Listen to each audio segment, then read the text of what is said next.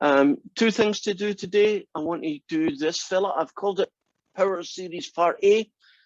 That means there are only 5 questions in it, and that means we can do it for the homework. And it also means that we can get this hopefully finished relatively quickly. And the second part of today is all about your test. So here are power series. What makes them power series? Do you see that X to the end there? That makes it power series. In fact, if there's an X to anything, part B will have the anything versions. We're only going to do the X to the N versions, right? But it could be X to the 2N or X to the N plus 1. It would still qualify as a power series, right? So as long as you see an X there, it's a power series. And we're going to be asked 5 different times to find a guy called the radius of convergence and an interval called the interval of convergence.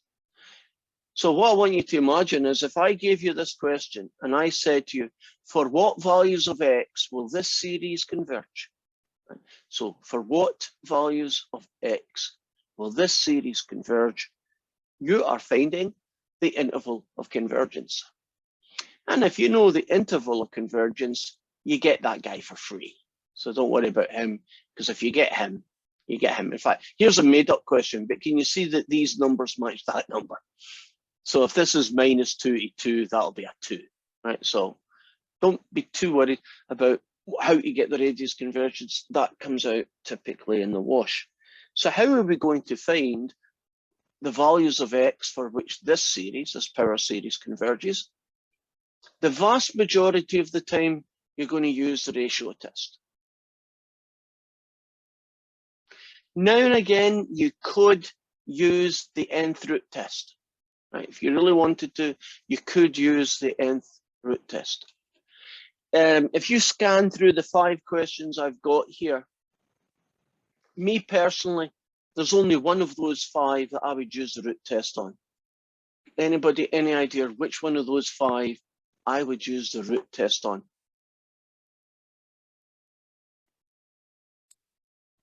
Is it the second one? No. No.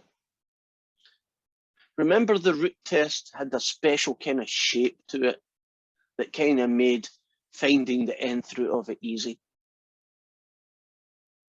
Which one of those would be an nth root test candidate? Number 5. Yeah, number 5. Now, could you fight your way through some of the others? Maybe. I don't know. I'd have to look at each one on its own merits. So basically, use the ratio test unless all the pieces have powers of n on them, in which case, use the nth root test. So use the ratio test pretty much all the time and only change your mind if all the terms have an n in them. So in this question here, the first one, here is en. The en plus 1 is what you get when all the n's are turned into n plus 1. We're comfortable about an and an plus 1 now?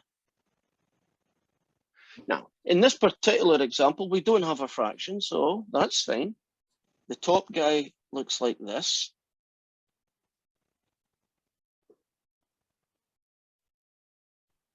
And the bottom guy looks like this. Here's the first thing I want to mention. You know when we did the ratio test when it was just series, right? Not power series with x's n's in it, but you know, maybe just that series, right? Which looks very similar. I would very often remove the absolute value because if everything inside is positive, it doesn't matter. When you do power series, never remove the absolute value.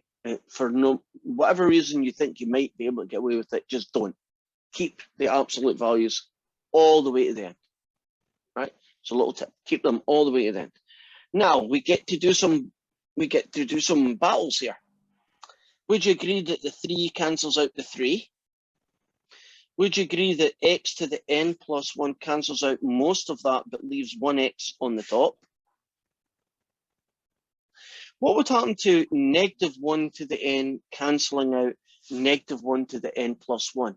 What would get left over in that cancel? -1. And where would it go, top or bottom? Top. Right. Are we all comfortable then that after the carnage is over, that we are left with a -1, an n+1, and an x, and on the bottom, we're left with that guy. Are we comfortable with that? Now I'm going to then, and typically I wouldn't do this in 2 lines, but we're taking this slow. I would then change the answer to that. How can I, why can I go from here to here and it's okay? Is it the absolute value? Yeah, isn't the absolute value of -1 doesn't, you know, negatives disappear, right? Now, do you notice the negative disappeared, but not the absolute value? Did you see that? So still keep the absolute value. And then I'm going to do this. Again, I'm making more lines of working than you really should need, unless you feel comfortable about things. Kind of split it into 2 separate chunks. The x is just a number you don't know, and the n's are all together. Right, what's the limit of n+1 over n? 1. Couldn't you do L'Hopital, divide the bottom, whatever you want? If you do that, doesn't this end up just simply being that guy? Right, 1 times the absolute value of x is the absolute value of x. So far, so good? Now, according to the ratio test, if this is going to converge, what must be true about the answer to the limit? It has to be less than what number? 1. Now, our goal is to find a guy called the interval of convergence and the radius of convergence. So we are looking for values of x who have an absolute value less than 1. Would you agree the interval you get is -1 and 1? Right. If the absolute value of x is less than 1, doesn't that mean values of x, this is an interval I'm writing, from -1 to 1. And for free, isn't the radius of convergence 1? Looking good? Comfortable that that means this? I just have a quick question. Do we need Yeah. brackets, or does it have to be a certain way with like the -1 and 1? Like I know in some previous calculus classes, we had to have like brackets around some intervals. You are exactly right. We do. When you put curve brackets, aren't you saying that you cannot use the end numbers? So what you now need to do is you need to do 2 special cases. You need to test the endpoints. And if the series converges with the endpoints, you make it a square bracket. And if the series doesn't converge, you leave it as an open bracket. So you might say, well, how do I do the special case? Well, you go back to this guy, right, the original, and you plug in 1. Well, let's plug in 1. If I plug in 1, this series becomes 3 -1 to the n times 1 to the power of n, which is n. If you look at that series, does that converge? You should be able to just eyeball it. What does this series do? Converge or diverge? Diverges, right? So you can't use that one. If you plug in -1, can you trust me that the only difference you get when you plug in -1 is that you get this weird looking guy? Would you also agree that I mean, these basically come together, but would you agree it still diverges? So the bottom line is it's curved in both cases. And that's it. That's pretty much, in a nutshell, every single one of the 5 questions that are there. So I'll do a second one. And let's pick pick this one since it's in front of me. N plus 1, x to the n plus 1 over 3 to the n plus 1. And so that's going to be the limit as n tends to infinity of this fraction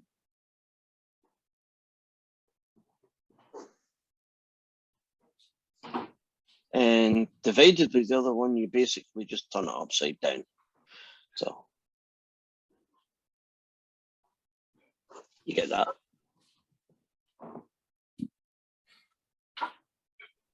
Okay, tell me something to cancel top and bottom and what's left behind when I do it.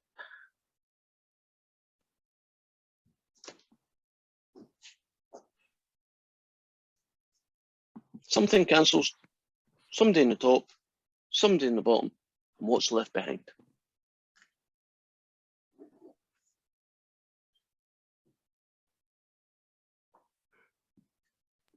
The 3 to the n and the 3 to the n plus 1 on the bottom result in just 1 over 3. Great. Any other cancels? Yeah, the x to the n plus 1 over x to the n is going to leave an x on the top and 1 on the bottom. And I'm going to leave the n plus 1 and the n alone. And now I'm going to do the limit as n tends to infinity. And I'm separating them out into two distinct chunks. The chunk that's got the n's and the chunk that doesn't have the n's. You see in this case, there's an x and a 3 and here. Don't be surprised because this happens a lot. What's this guy going to end up being when n goes infinite? 1.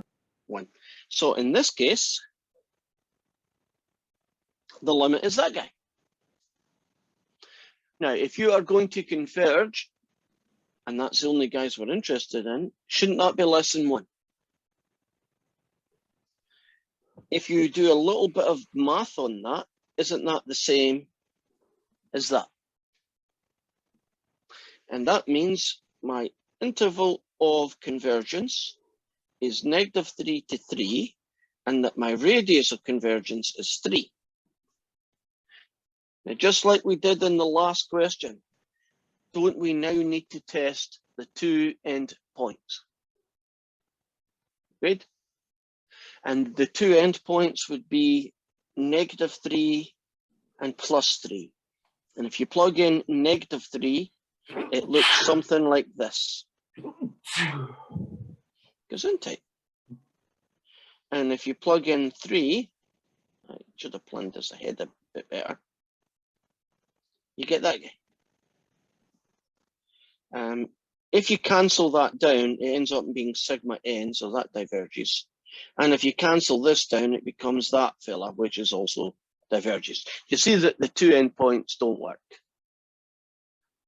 If you replace x with -3, doesn't that basically just cancel? I mean, I guess technically it's -1 to then, but that's not going to help it. Won't both these diverge? So your interval convergence is open in both sides.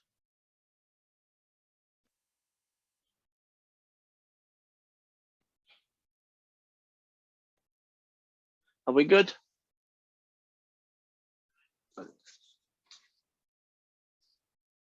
Oops.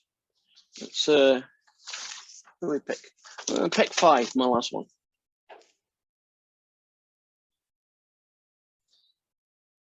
X to the n, 4 to the n, 2 to the n. And this fella, n plus 1, n plus 1, n plus 1.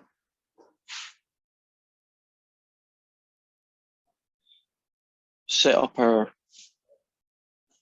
which test will I use on 5? I mentioned it at the start. Will I use the ratio test or the root test? Root test. Root test. Now, could I use the ratio test? Actually, I could have. It would be more awkward, but eventually I would get it. So, in through it. Technically, I'll put an absolute value in this time.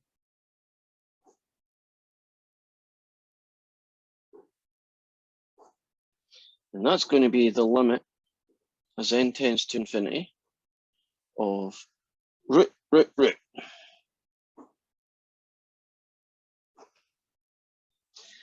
Oh.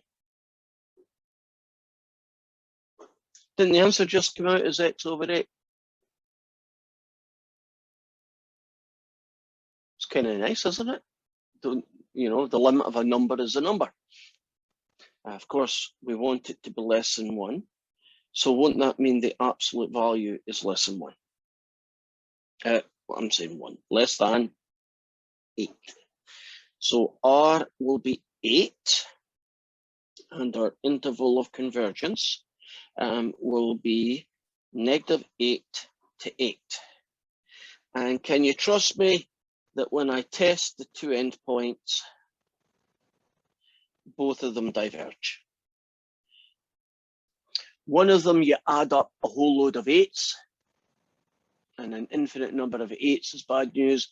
And the other one is you add 8, take away 8, add 8, take away 8, and that also diverges. So that interval is there. I wish I'd, one of those guys here, I suspect this one. One of the two endpoints actually works. So you could end up with a square bracket on the -8 side. So it's always worth doing a quick check just in case one or both the endpoints. And something that also hasn't happened in this one, but suppose I did a question, all right, whatever the series was, and when we got to the end, it looked something like this.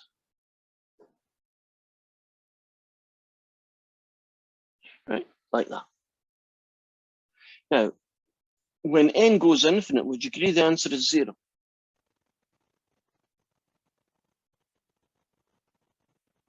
Okay.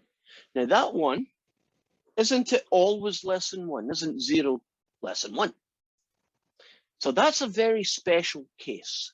What do you think the interval of convergence is going to be when any value of x will work?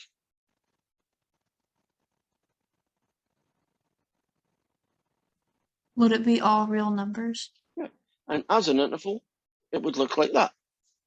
Great, all real numbers as an interval. Would you agree I don't need to test the endpoints here, because what could I be testing? What is what they call the radius of convergence? What value will it be in this special case?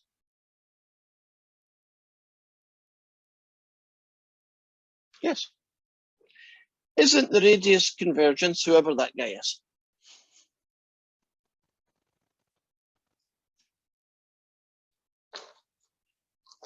And that is all we have for power series for today. So the next perfect timing. The next 25 minutes, we are going to look at your test.